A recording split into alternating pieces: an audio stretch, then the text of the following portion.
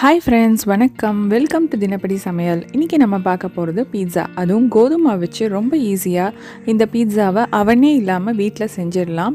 இதுக்கு தேவையான பொருட்கள் டிஸ்கிரிப்ஷன் பாக்ஸ்லேயும் கொடுத்துருக்கேன், பாருங்கள்.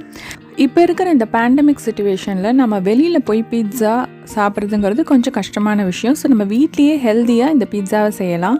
அதுக்கு 1 கப் கோதுமை மாவு எடுத்துக்கலாம், 1/2 teaspoon baking soda, 1 teaspoon baking powder, உப்பு 1/2 spoon, refined oil 1 tablespoon add பண்ணிவிட்டு நல்லா இதை மிக்ஸ் பண்ணிக்கலாம்.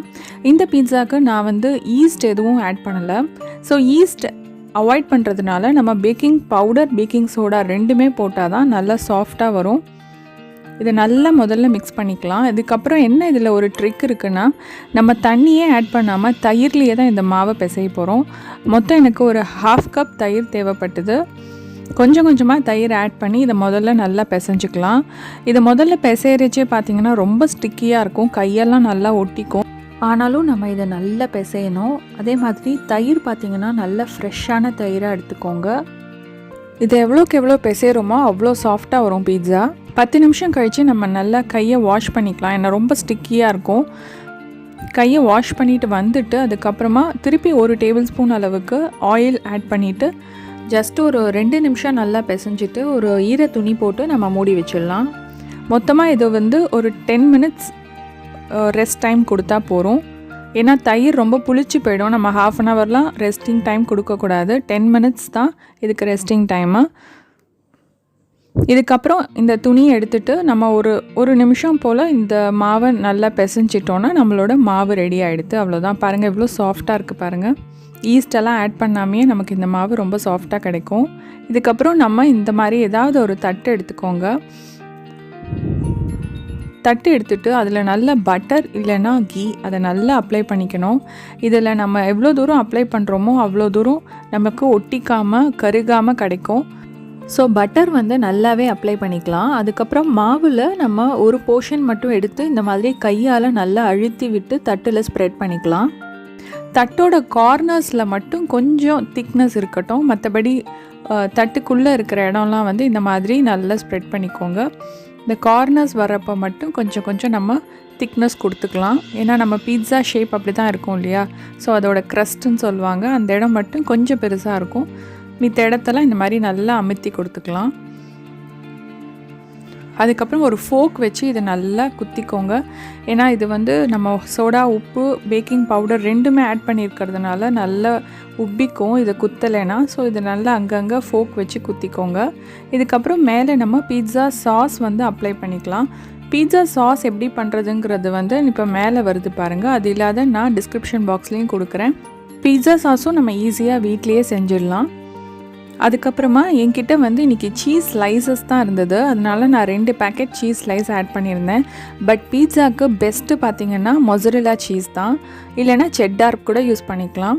அப்போ தான் நம்ம கடையில் கிடைக்கிற மாதிரி இப்படி இழுத்தானா நல்லா சீஸ் வராப்பில் தெரியும்.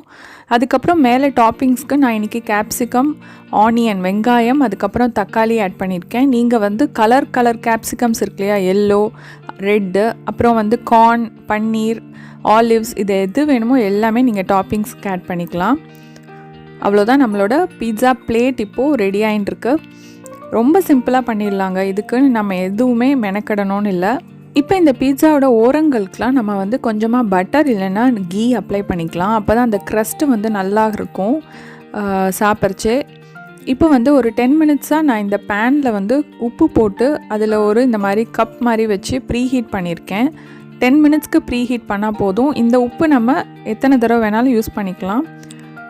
இந்த மாதிரி ஒரு பழைய கடாய் கூட நீங்கள் எடுத்துக்கலாம் இதுக்கு, இல்லை பழைய குக்கர் எது வேணாலும் எடுத்துக்கலாம். ஸோ இது ஒரு 10 மினிட்ஸ்க்கு நம்ம ப்ரீஹீட் பண்ணி ரெடியாக வச்சுருந்தோம். ஸோ இதை ஓப்பன் பண்ணிவிட்டு பீட்சாவை வச்சுட்டு நம்ம உடனே க்ளோஸ் பண்ணிடலாம். க்ளோஸ் பண்ணிவிட்டு கிட்டத்தட்ட 15 மினிட்ஸ்க்கு நம்ம இதை பேக் பண்ணால் போகிறோம். இப்போ பாருங்கள் 15 மினிட்ஸ் ஆகிடுத்து. நம்ம ஓப்பன் பண்ணி பார்ப்போம். பாருங்கள் நல்லா வெந்திருக்கு. சீஸ் எல்லாம் கூட நல்லா ஸ்ப்ரெட்டாக இருக்குது. இப்போ வந்து இந்த மிக்சட் ஹர்ப்ஸ் இல்லை ஆரிகானோன்னு கடையில் கிடைக்கும். அப்புறம் சில்லி ஃப்ளேக்ஸ், இது 2 மட்டும் நீங்கள் வாங்கி வச்சுக்கோங்க. ஸோ நம்ம வந்து பீட்சா பண்ணுறச்சே இதோட ஃப்ளேவர் இது தான் கொடுக்கும் கடையில் கிடைக்கிற மாதிரி. ஸோ இது 2த்தையும் ஸ்ப்ரிங்கிள் பண்ணிவிட்டு நம்ம ஒரு 2 மினிட்ஸ்க்கு மூடி வச்சிடலாம். ஏன்னா அந்த சூட்டில் இந்த ஹர்ப்ஸ் அண்ட் சில்லி ஃப்ளேக்ஸ் நல்லா ஊறி இருக்கும். இப்போ பாருங்கள், நான் வெறும் தோசை திருப்பி இருக்கு இல்லையா, அந்த கரண்டி வச்சு தான் எடுக்கிறேன். எவ்வளோ ஈஸியாக வந்துடுது பாருங்கள். இதே நம்ம பட்டர் சரியாக அப்ளை பண்ணலைன்னா அடியில் தட்டில் ஒட்டின்றோம். ஸோ அது மட்டும் நல்லா கேர்ஃபுல்லாக பார்த்துக்கோங்க.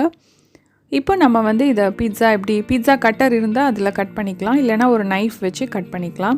நீங்கள் மொசரில்லா இல்லை செட்டார் சீஸ் போட்டிருந்தீங்கன்னா நம்ம இப்படி இழுத்தா அந்த சீஸ் வராப்பில் வரும். நான் இன்றைக்கி சீஸ் ஸ்லைஸ் போட்டிருக்கிறதுனால உங்களுக்கு அவ்வளோ சீஸியாக தெரியல. பட் பாருங்கள் எவ்வளோ தூரம் நல்லா அந்த க்ரஸ்டெல்லாம் ஃபார்ம் ஆகிருக்கு. நம்ம கோதுமை மாவில் தான் இந்த பீட்சா செஞ்சோன்னா யாருமே நம்ப மாட்டாங்க. அவ்வளோ டேஸ்ட்டும் நல்லாயிருக்கும். இதோட ட்ரிக்கே நம்ம தயிரில் பிசைகிறோம் இல்லையா, அதுதான் இதோட ட்ரிக்கே. ஸோ ரொம்ப நேரம் ஊற வைக்காமல் ஜஸ்ட் ஒரு 10 நிமிஷம் மட்டும் ஊற வச்சுட்டு ஈஸ்ட் எதுவுமே இல்லாமல் நம்ம ஈஸியாக இந்த பீட்சாவை வீட்டில் செய்யலாம். ரொம்ப ஹெல்த்தியான பீட்சா கூட, பசங்களும் ரொம்ப விரும்பி சாப்பிடுவாங்க. ஒன்ஸ் நீங்கள் இதை பண்ண ஆரம்பிச்சிட்டிங்கன்னா அதுக்கப்புறம் கடைக்கு போய் பீட்சா சாப்பிடணுங்கிற எண்ணமே வராது. ஏன்னா வீட்லேயே அவ்வளோ அழகாக நம்ம இந்த பீட்சா செய்யலாம். ஓகே ஃப்ரெண்ட்ஸ், நீங்களும் இந்த பீட்சா செஞ்சு பார்த்துட்டு எப்படி வந்ததுன்னு எனக்கு கமெண்ட் பாக்ஸில் கமெண்ட் பண்ணுங்கள். தினப்படி சமையல் சேனல் பிடிச்சிருந்ததுன்னா சப்ஸ்கிரைப் பண்ண மறந்துடாதீங்க. உங்கள் ஃப்ரெண்ட்ஸ் கூடயும் ஷேர் பண்ணிக்கோங்க. இன்னொரு இன்ட்ரெஸ்டிங் ரெசிபியோட நான் உங்களெல்லாம் சந்திக்கிறேன். அது வரைக்கும் டேக் கேர், பாய்.